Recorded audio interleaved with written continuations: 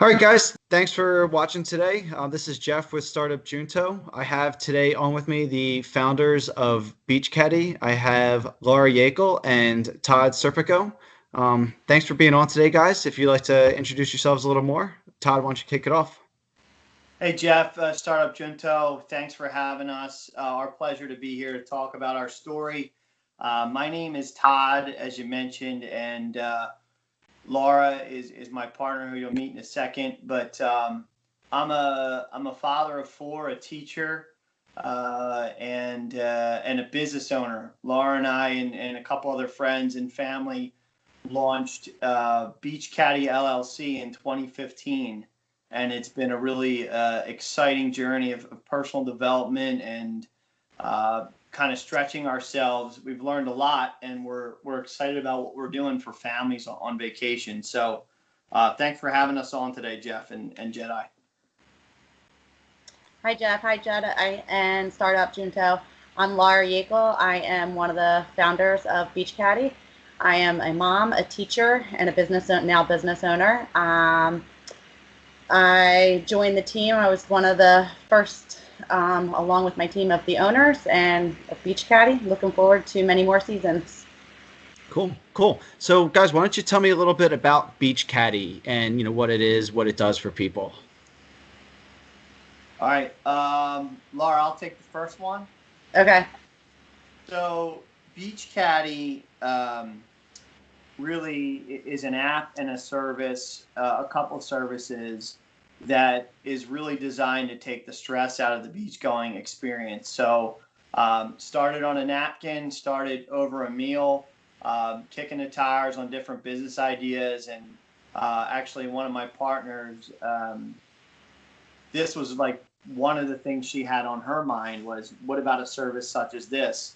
From that conversation, within 90 days, we were talking to local business owners and vacationers and realtors in the market, getting feedback, and everybody, well, 9 out of 10 said it was a home run. It was such a great idea. They wish they thought of it. So we built an app and a service where you could book appointments for your family. Our caddies are between 14 and 50 years old, really. And they'll come to your house.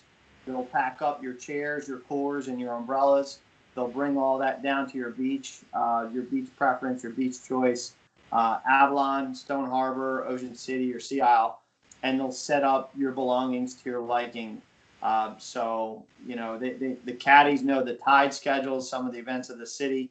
But essentially, it's like your personal assistant to get your stuff on and off the beach during your vacation. And I say that because some people use it every weekend. Some people use it for the week they're there, and some people, we've really started to develop custom packages based on how many times you think you'll be using the beach service during the course of the season. Nice. So how did you guys, decide, this would be a, viable business model? Or I'll pass that question off to you. How do we decide? I mean, I guess it was, I don't know, Todd. Trial and error, Laura? Trial and error, yeah. I mean, we just built, we strategized, we planned, we each, dug into the idea, the concept, and planned out the app. And, we each had a vision, and we just kind of listened and spoke, to each other's vision and ideas, and just kind of pieced it together. I can refer back to one of the meetings after season 1. We sat and we had Post-its everywhere, and what we wanted to do, how we wanted to change the app, how we were going to grow, where we saw ourselves, in a few years, and what season or what towns really we were going to expand to as well. Yeah. We strategized, every piece of it.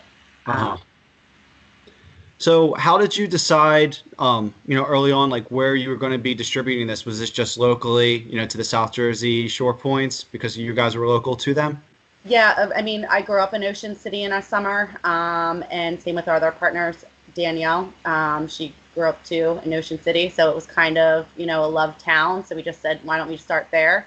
We're Yeah. local to Ocean City. So that's where we started, Ocean City, and then quickly expanded to Seattle, Avalon, and Stone Harbor. Cool, cool. How did you guys go about, launching this? Did you have, was this bootstrap? Did you have funding? Did you use savings, look for grants or, business loans? How did you, get the business going? That's a great question. Originally, our idea was to own 100% of your own business yourself and fund it yourself, so that you have control of the company. So we were able to do that for our first couple seasons. Just out of our own savings account. If you believe in something enough, and really the cost to build a business, there's no brick and mortar to our business. Our expenses are our app, our office supplies, our shirts, our carts. So how many businesses can you really start without having an infrastructure that you have to go and report to every day? The idea was here, we can live at home, we can live at the shore, and we can manage our business through the app, through the technology, if things run right, if we have the right model. So Yeah. we looked, we did a lot of research. We looked up and we got quotes on apps, what it would cost to develop and build. And we found a local guy, a friend of mine. I work with his mom, a former Radnor student, had done some app development work himself. And he gave us a lead to a company called Biz4 Solutions, and they're based out of India. We got a quote from them. We were real happy with it. And we were able to reach into our own pockets early on, Jeff, and fund the company and the business launch, so to speak, the app, the carts, the shirts, and really, like you said, bootstrap this thing, grassroots, like all ourselves. All of our marketing and advertising we created ourselves through Facebook, and just being creative. And our goal was to see where the first season took us. And we did 300 trips in our first year, where some people were like, let's see if we can get one. And 300, we felt we proved our concept. We got major news network coverage. Action News covered our story. We had 1,000 downloads that first week. Oh, wow. That's great. Mm-hmm. Yeah, a bunch of local newspapers picked us up, the Philly Inquirer. So we've got good marketing, good free press, which really helped our customer base grow. Yeah. And so that's just, the business kind of sustained itself financially for the first 2 years. But during that process, there were a lot of people asking us about investment opportunities, because people fell in love with the idea. People love the idea of the Beach Caddy service and the app. So we met with about a dozen different potential investors, and we found the right guy. And with his support, we were able to, as Laura pointed out earlier, expand into those other markets that we kind of had identified and kind of dreamed to go to. Yeah. But so yeah, it was all us for the first 2 seasons, and we were able to be in a position to find the right investor to help us scale this business in those additional towns. Which also helped us scale our app too. Laura, how did you guys find the investors? Did they come to you, or did you actively seek out investment? I would say a little bit of both. Todd did a majority of the seeking out of the investors, a lot through LinkedIn, Facebook, and just from Todd's network of people that he knows, friends, family. And we held 2 investors meetings, and we took it from there, laid out, our business plan, our business model, and, held 2 investor meetings, and, we found the right investor. Oh, awesome. Awesome. What was the what would you guys say was one of the biggest hurdles that you faced in launching your app? So we have people on our team, Jeff, that are really tech savvy. Laura and I, in our profession of education, we would be considered pretty tech savvy teachers.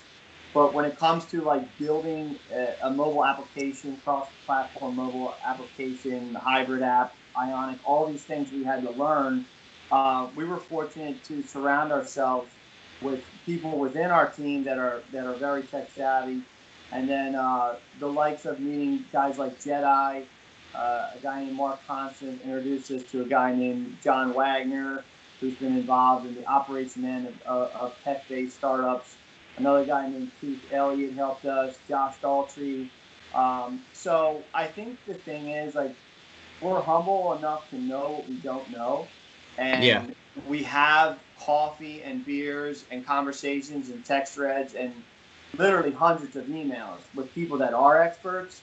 And you can learn anything if you believe in yourself and you're willing to take risks. So I think that we've been humble, and gritty, and always networking and finding those, like Laura said, investors and tech savvy people, and listen and take notes and figure out what we need to do.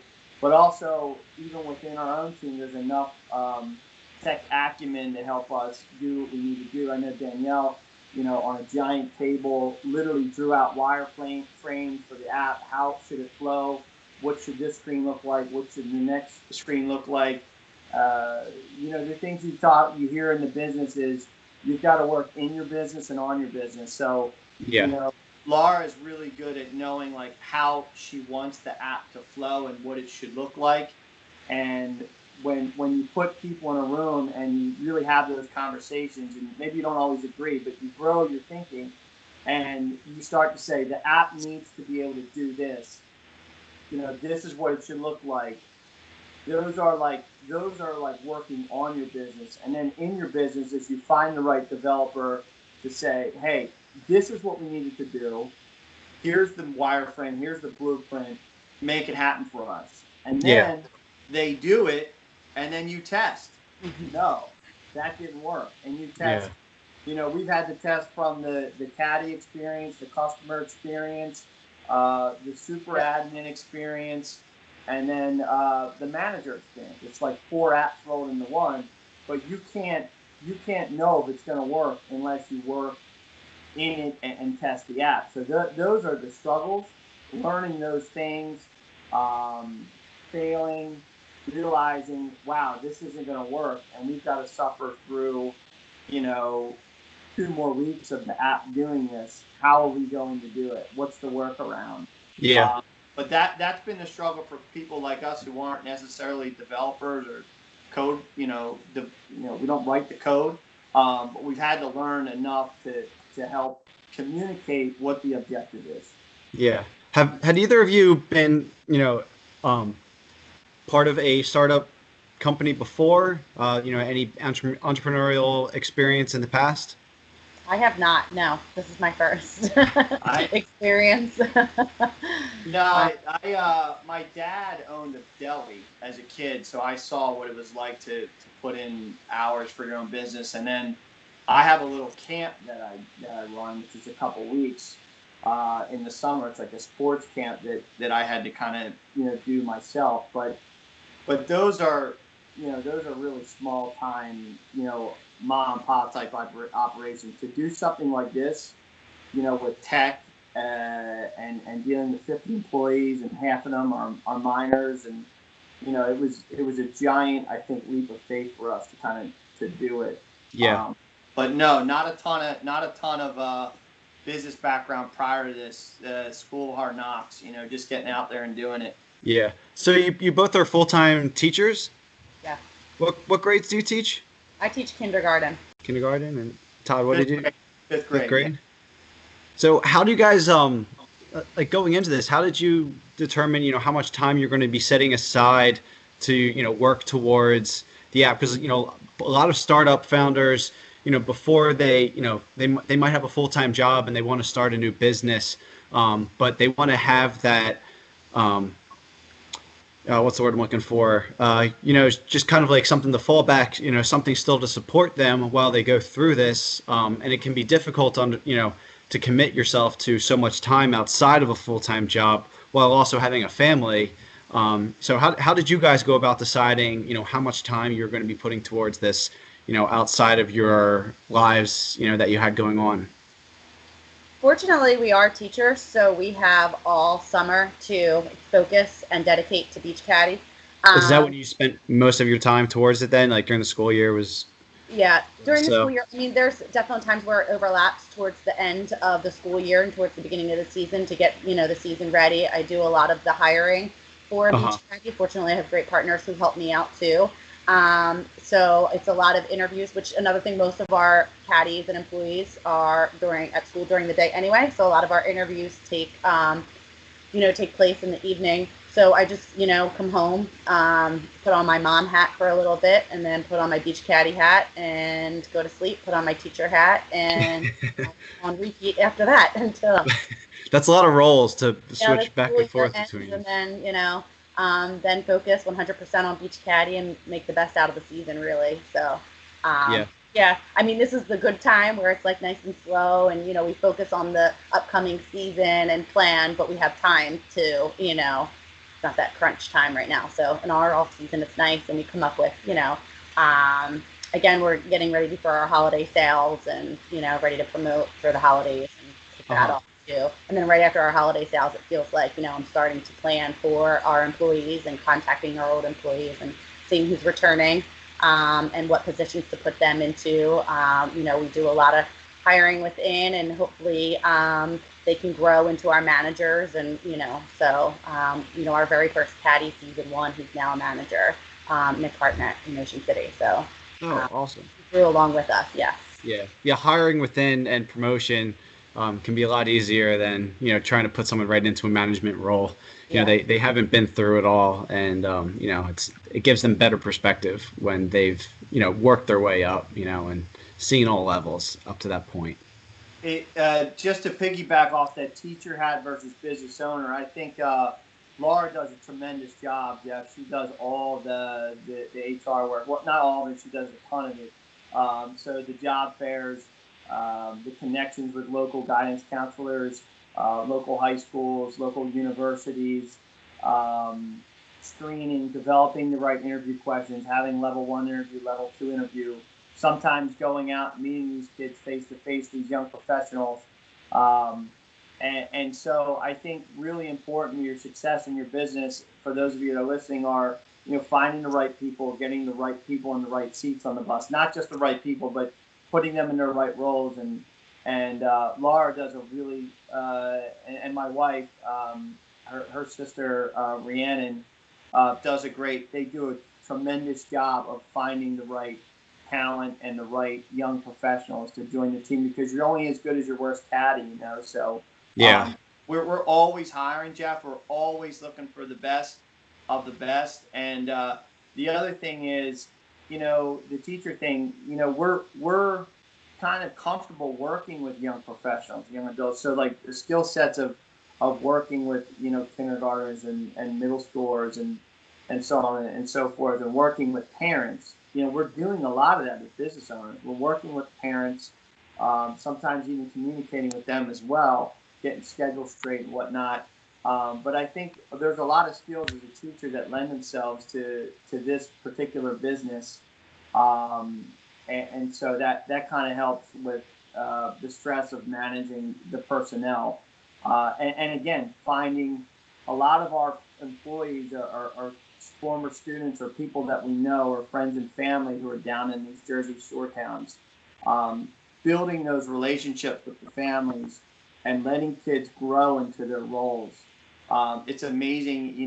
There's some young caddies that end up being great with the social media marketing. They have really Yeah. good ideas for that. They go out in the field for us, and they capture drone footage of people on and off the beach, and they Oh, drop sweet. that in a Google Drive, and then we're able to edit that and use that. So Yeah. finding kids that are passionate about the beach and helping people, and that's really what we do as teachers. We help people. We help people all year, and now we're helping them in the summer. Yeah. Um, Yeah, and those so are those are definitely skills that translate to the business world, and especially a startup. I hear that time and time again from startup founders is that the relationships that they build and the contact with other people is really the big thing that ultimately leads to their success, whether it's building their own network, where they're meeting people that can help them and give them resources and guidance. and as well as with staffing and hiring people and training people and building a culture within your organization that can be perpetuated and stays consistent, with like the norms and values that you guys are living by there. And that's just really important, and especially in in the service industry where you guys are, your staff, your employees are interacting with customers one-on-one, and you have to have an app that is user friendly and makes sense. And that the saying goes, if you have a user interface that has to be explained, it's no good. So it's things always make sense to us when we come up with a user interface, but until you start testing it and get someone else to use it, those user tests can make all the difference, and can really make or break your app. So it sounds like you guys have really done the work and the research into making sure that this is something that the users ultimately want to use and enjoy using too. It's all about that experience. There's 1,000 apps out there with the same features, but it's the experience that people get while utilizing those features is what brings them back, and turns them into your own cheerleaders, and get other people to start using your app.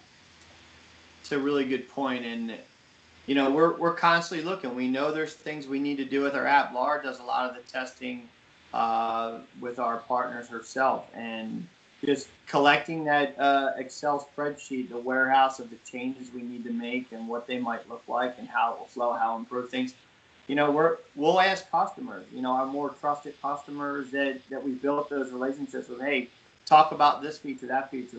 Where do you want to see this thing going? You can't listen to everything they tell you, because it might take you down a path that you really don't want to go to. But, yeah. You have to be open to listen to that feedback, and like you said, Jeff, you have to be willing to test it yourself, because if it's not working for them, they're not going to use the service. And fortunately, last summer, I know Laura and I called almost every single customer that hadn't used us in the past 2 years and asked them why. And what we found was all of a sudden they started buying more packages, buying more service, and the ones that aren't coming back are going to Punta Cana, or they're going to Europe this summer, or they went to the Poconos, or someone got sick. So we're really excited about customer retention. And we know our app's not perfect, and it's never going to be perfect. We're going to keep working on it, but we think it's growing. And thanks to guys like you and Jedi and the people we've met, they've given us great advice along the way to make those enhancements. Beach Caddy is definitely something that I would use, and I will definitely be telling a lot of my family about this. My family, I grew up going to Sea Isle, 56th Street. My grandparents had a house, like one house off the beach actually, and my family has been going to Avalon for the past 12 years now, to the same house. But the packing up and taking it to the beach and then packing it up and bringing it back is the worst part. And it's really nice too when you're coming off the beach and you only have just your children's hands, and walking, and your caddies behind you or in front of you taking off your stuff. It's really nice. I think that's one of the reasons why I stay on the beach so long, is that I just keep putting off having to pack everything up and take it back to the house.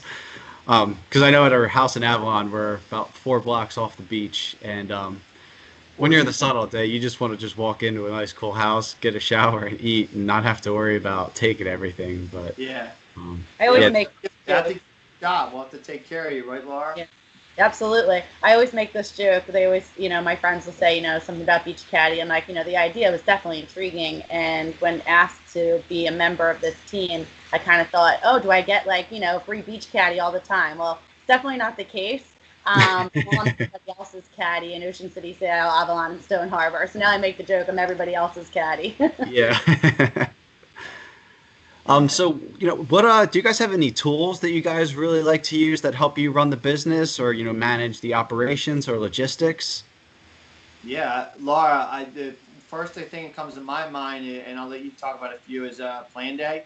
Laura's husband Jeff did some research to find apps, because we're trying to find a way to schedule our staff in a convenient, quick, easy way. And Jeff located an app called Plan Day, where he's an admin, the other owners are admins, And really, you could ask your staff for their availability and set the schedule right through that app, and they're able to check what their schedule is for the week in, week out, and block out certain dates. In addition to that, there's another service we didn't talk about, Jeff just touched on. It's called Move In and Move Out service. So when you get out for the week with your family in Avalon and you've got 2 cars loaded with stuff, the suitcases and the provisions, we meet at your vehicle and we unload that vehicle. Now that's not done through the app, but Jeff and Laura do plan and Danielle plan those appointments through the Plan Day app, and we collect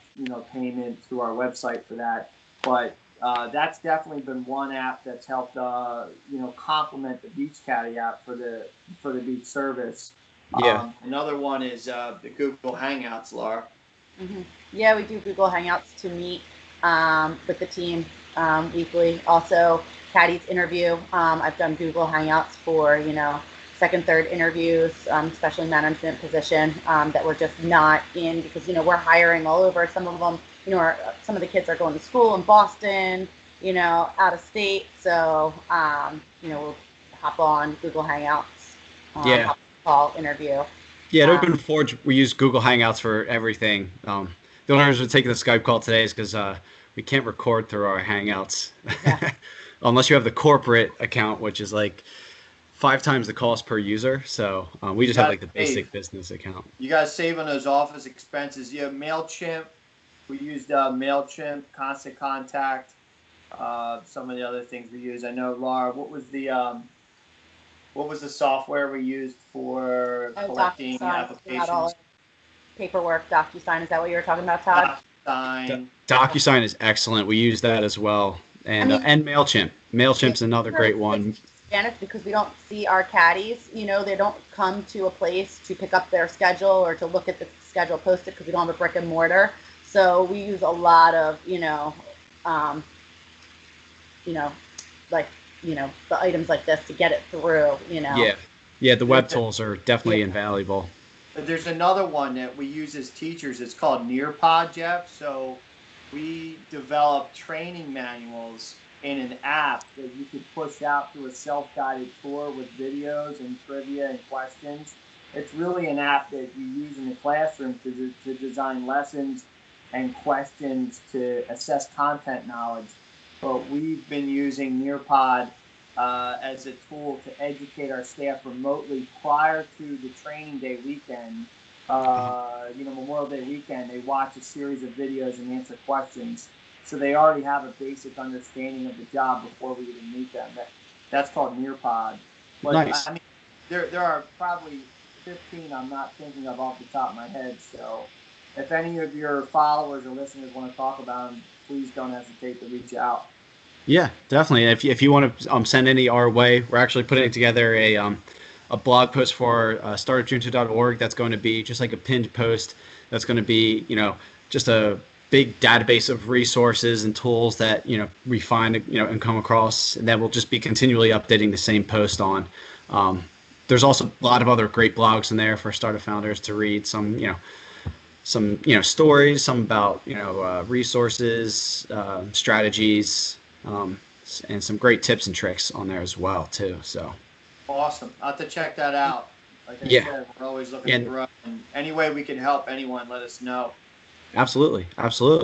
Well, coming down to the end of the video here, we offer all of our, all the founders that take part in the series to give a 30-second shameless plug. If you guys want to, talk about Beach Caddy, where they can get it, how they can get in contact with you. You guys can take it away. Laura, it's all you. I have one thing to close with, but you can plug the business. All right. Definitely download the Beach Caddy app, iTunes and Google Play store. It's free. I download it. Check out our website. Book a package this winter. It's one of our best sales, our holiday sales of the year. So book a package. We can customize a package for you. Email us at njbeachcaddy.com and we'll take care of all your needs for the beach. Okay, great. And I'll be sure to have a link to your guys' website and your contact in the description of the video. Yeah, check us out. We're on Facebook at Beach Caddy, Instagram NJ Beach Caddy, and for the founders out there, I guess what I would say is listen to the critics, but also think about what they've done. So, you're going to get people that, say you're seriously building a business around 14-year-olds. And, if you think you can do it and you can create the opportunity and the training for people around you on your team to be successful, and you believe in something enough, it's good to listen to the critics and grow.